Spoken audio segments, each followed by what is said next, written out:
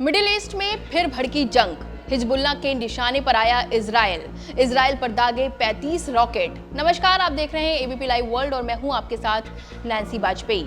Hamas के खिलाफ जंग के बीच ईरान समर्थित हिजबुल्ला ने इजराइल के खिलाफ मोर्चा खोल दिया है। ईरान की एयर स्ट्राइक के बाद अब हिजबुल्ला ने इजराइल पर 35 रॉकेट दाग दिए हैं।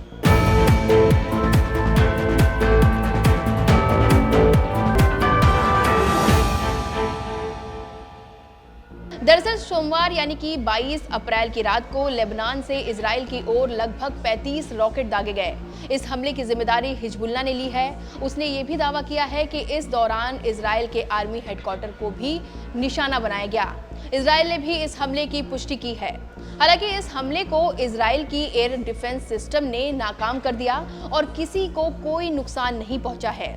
हिजबुल्ला के इस हमले पर इजरायली डिफेंस फोर्स यानी कि आईडीएफ की तरफ से स्टेटमेंट जारी कर बताया गया है कि लेबनान से दागे गए कत्यूशा रॉकेट इजराइल के साफेद शहर में गिरे। हालांकि कोई नुकसान नहीं पहुंचा है। हिजबुल्ला के इस हमले का इजराइल ने भी करारा जवाब दिया है। जवाबी कार्रवाई में इजराइल ने भी दक्षिणी लेबनान में हिजबुल्ला के ठिकानों पर हमला किया, जहां पहले से ही हिजबुल्ला के कई लड़ाकू मौजूद थे।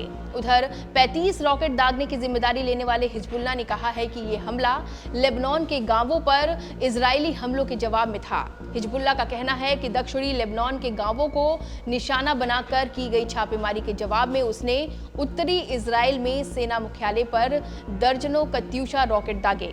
बता दें कि हाल ही के दिनों में इजराइल ने लेबनान के शरीफा, ओडासेह और रब लातिन गांवों में हिजबुल्ला के ठिकानों को निशाना बनाया था।